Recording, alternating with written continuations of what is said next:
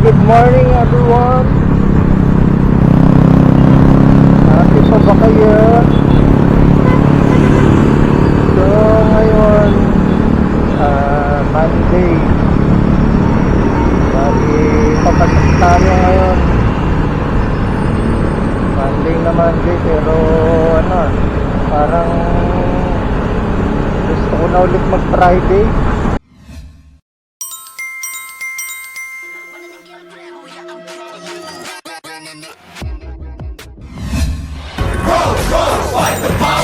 Alam ko bakit tinatamad akong pumasok-pasok.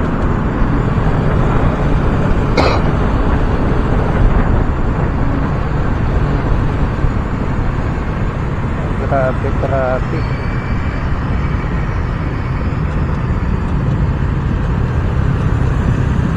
Ganda ng intercom nila, nipis lang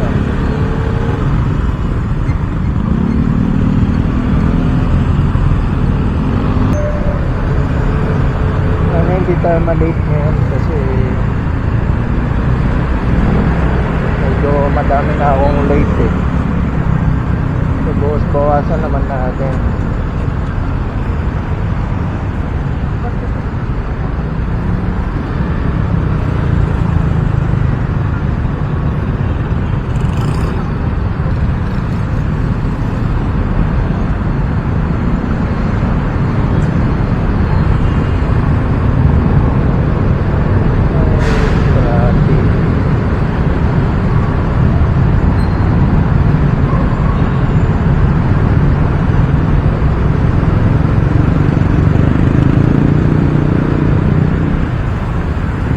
Dati na nagbabike ako, hindi ako ganyan katapang. Doon ako lagi sa sulok.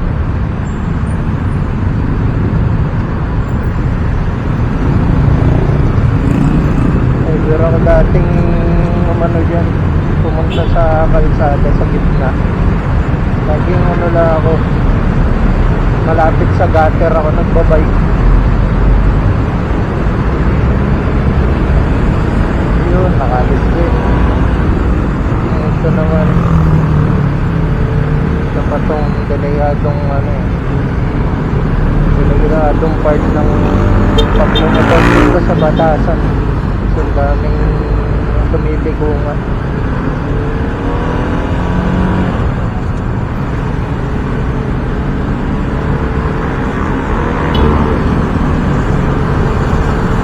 So ano nga ba yung topic natin ngayon, mga kapirata? Siguro pag-usapan natin yung nangyaring scam sa akin. Bali follow up to nung scam story ko, pero di ko pa napopost pero siguro by that time na na i-post ko to, ay na-post ko yun, syempre ina-edit ko na to. Bali dugtong ko na to sa kasunod na follow up video na to siguro. So yun nga, nabanggit ko doon sa previous video ko na mga muntik-muntik na pala akong ma-scam. Pero meron pala akong incident na talagang nabudol ako. Tapos ang nangyari dito, classmate ko kayo ng budol sa classmate ko lang to ng ng high school, from first year to to third year yata, second year, parang ganun lang, hindi ko na ma-recall pero naging classmate ko to ng ng ilang taon sa high school. So yun nga, naalala ko itong time na to,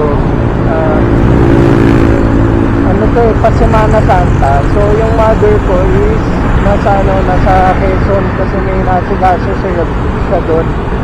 Tapos syempre ako, naiwan ako sa Bulacan, pati yung mga kapatid ko. Tapos ang nangyari nito, yung classmate ko na to, bali nakita ko siya, nakatambay to doon sa isang tropa ko sa kanto. Parang nag-uusap sila. Tapos yun nga, bigla akong dumaan. Tapos natanong ako kung ano, sabi niya, Taxi, meron ka bang ano? Meron ka bang extra cellphone dyan? Tapos ano, siyempre, parang hindi ko alam kung bakit ano nangyari sa akin. Siguro dahil tiwala ako kasi classmate ko nga. Nagpairam ako ng ano, tinirang ko sa kanya yung cellphone ko. Ito yung gamit ko dati yung cellphone, 6530 yata to, 6550 ng Nokia. Parang ganun yung version niya. So hindi ko alam kung bakit bigla akong pinairam. Siguro dahil nga tiwala akong sandali lang hiramin tapos ibabalik agad. So yun, pinairam ko siya. Sabi niya, hiramin lang daw niya, mga 3 days lang. So sabi ko, ano, sige, 3 days lang naman pala eh. Tapos after kong iabot ko yung cellphone, ano,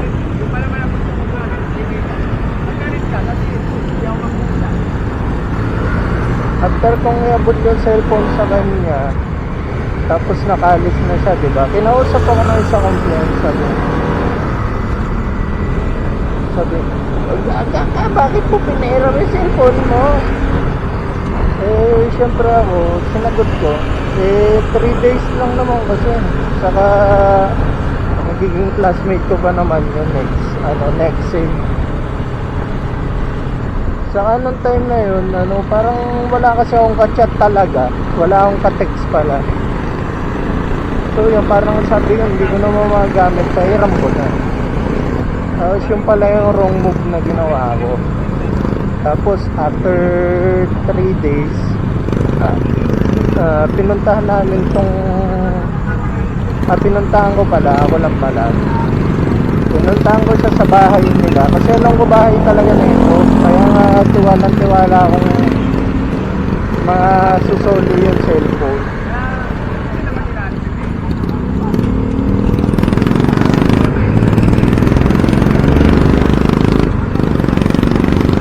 So yung pinuntahan ko yung bahay, tapos sabi ko, nasa na yung cellphone, gagamitin ko na. Saka pauwi na si mami, nahanap na. Eh nung time na yun, hindi pa alam nung mother ko na nawala yung cellphone. Tapos yun, doon nalaman niya nawala, galit na galit siya. Sabi ko, pinahiram ko sa dalita. Tapos kinukuha ko naman na. Tapos nung binabawi ko na nga, doon sa classmate ko, sabi niya, kaya kunin natin sa boyfriend ko kasi pinahiram ko sa kanya. Tapos sa isip-isip ko, bakit mo pinahiram? Sa'yo ko pinahiram yun. Saka sabi mo 3 days lang, tapos pinahiram mo pa sa boyfriend. Tapos ayun nga, puro dahilan siya. Dami niyang dahilan talaga. Talagang ano tawag dito, dami niyang pasakali habang pumupunta kami doon, parang kung ano binabanggit niya kay Kesyo daw, Kesyo daw na ayun nga, yung sandali lang naman sana kaso hiniram nga ng boyfriend na tapos parang ewan ko, basta parang may binanggit siya kung bakit hindi pa nasoli, nakalimutan ko na rin.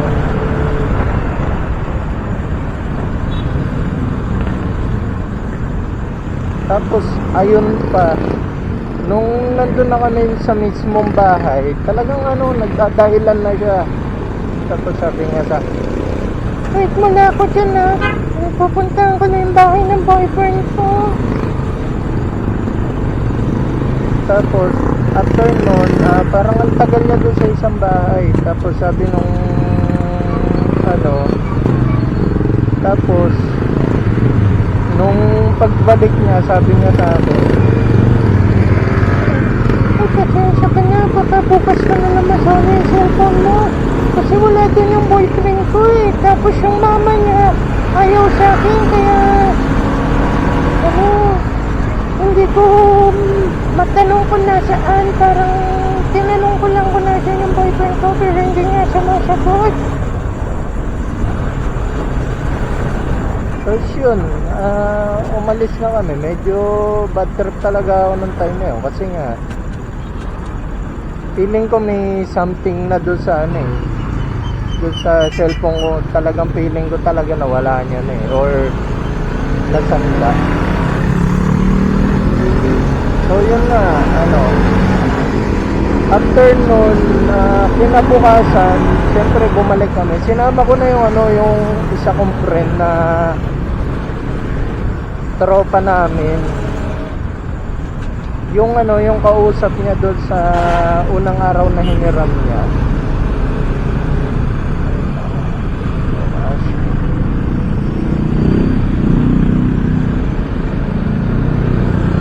So yun nga, nung hinihiram, ay nung pinuntahan namin sa kanila, nakausap namin yung nanay niya. Tapos nung sinabi ko na hiniram nga nung anak niya yung cellphone ko, sabi niya, "Ay, wala kaming alam dyan sa cellphone na yan. Eh, bakit mo ba piniram yung cellphone mo?" Parang gumaganon-ganon pa yung ano, nanay. Eh, syempre, sabi ko, eh kasi hindi ko naman po siya nagagamit. Pero ngayon po, hinahanap kasi ng mother ko. Sabi niya, "Naku talaga si ano, yung babaeng yan. Sakit talaga sa ulo. Ako, sige, kakausapin ko yung tatay niya." Parang gano'n. Parang gumaganon yung ano, yung nanay. Talagang parang alam niya nang may ganung mangyayari. Tapos after nun, dumating na si mami. Siyempre, galit na galit. After niyang umano, hinanap niya kagad yung cellphone. Sabi niya, "Bakit po niya pinahiram? Pinahiram mo yung cellphone, pero ano, alam mo namang hindi natin pinakulit yung perang pampabili dyan." Tapos yun, parang ano, pinuntahan namin ulit siya kasama na si mami. Tapos yun nga, yung nanay parang ano pa rin, gulat na gulat pa rin. Tapos sumabot kami sa barangay na ito.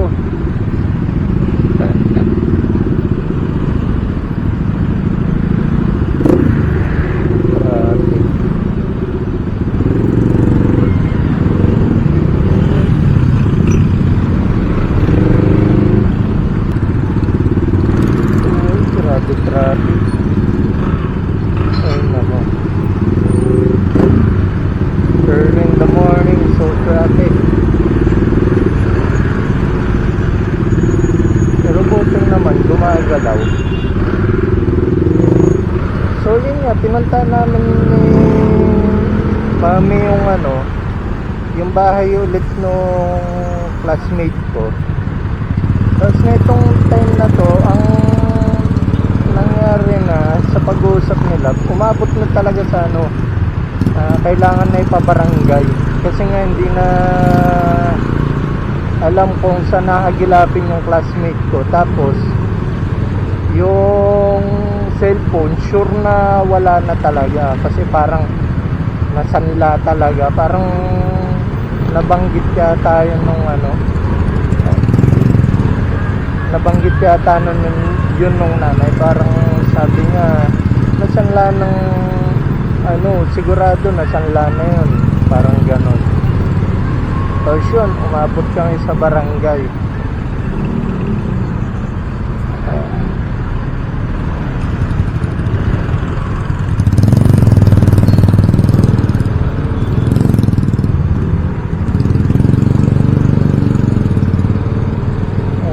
Tapos ito, wala nang traffic.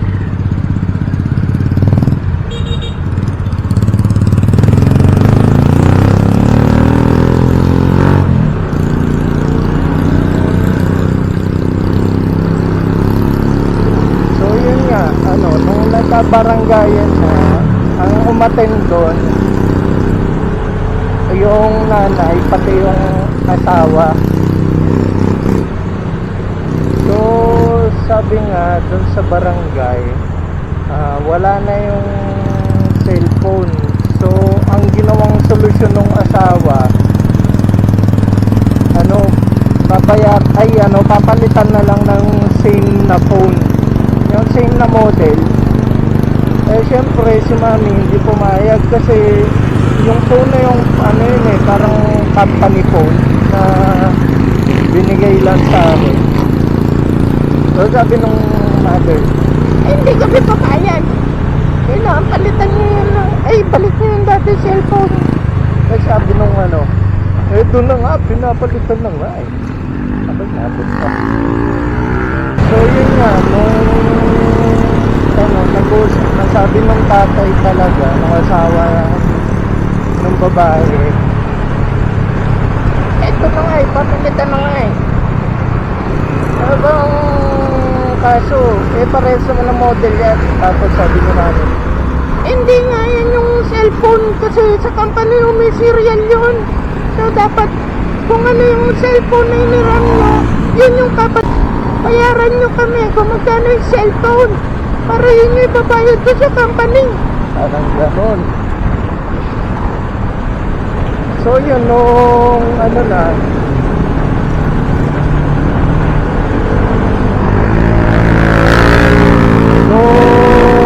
nagkasundo na, ang nangyari, babayaran na lang talaga nila. So bad trip yung asawa kasi nga bumili sila ng cellphone na bumili sila ng ganong cellphone, tapos yung pala hindi nila hindi nila masaswap doon sa binili nila sa amin. Parang ang naging sinabi niya doon, eto na nga, bumili na kami ng cellphone na katulad nung sa nawala sa inyo. Tapos hindi nga yun yung cellphone, kailangan namin yung serial, kaya nga yun yung binibili namin cellphone. Kaya nga yun yung kailangan namin, wala kaming pakilang kung parehas yan, magkaiba ng serial yan. Pag sinuli ko yan, hindi pa rin tatanggapin ng company yan, babayaran ko pa rin ng fully paid yan. Hindi yan yung nawalang cellphone. Yun, parang gano'n. Tapos so yun nga, nung sinuli nung binayaran na, parang inabot na yata ng 10,000 yung cellphone na yun, yung binayad, kasi yun naman talaga yung original price. Tapos after nun, nagkaayos na. Sumatig yung ulo nung mag-asawa kasi putik yan, yung anak nila medyo pasaway talaga daw yun. Parang doon ko lang nalaman na ganun pala ugali nun. So yun lang siguro yung naging scam story ko. Yun lang talaga yung major na na-scam sa akin. Siyempre hanggang ngayon naalala ko pa kasi sobrang sama ng nun. Sobrang sama ng naging sa amin. Parang naging ewan ko, hindi ko maintindihan ay ma-explain, basta parang siya, medyo pangit yung naging dating sa akin ng experience na yun. Kaya every time na may manghihiram sa akin or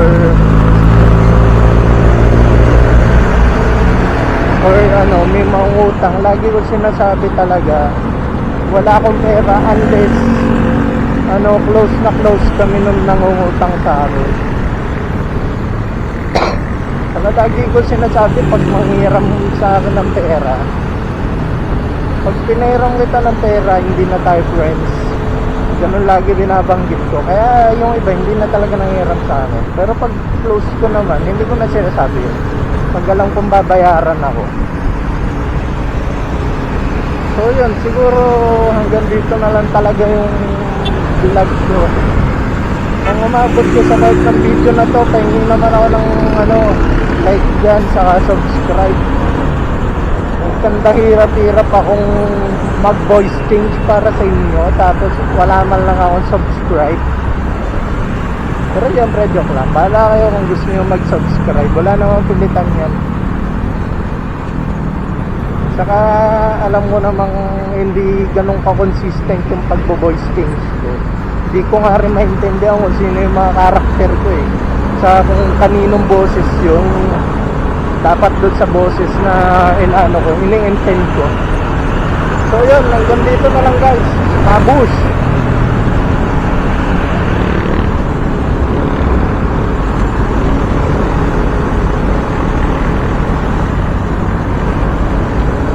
Ay, maalala ko lang baka mag-submit ako nitong story na to, itong scam story na to sa sa favorite kong podcast. So shoutout sa inyo, Cripsilog, hanggang ngayon pinapanood ko sila So yan, shoutout sa inyo. Baka mag-submit ako ng entry na to, pero syempre mas pupuliduhin ko na. Hindi na yung katulad na ito na hindi ko malaman kung para kanino yung boses na ginagawa ko, or nagkaka-jumble-jumble yung mga karakter.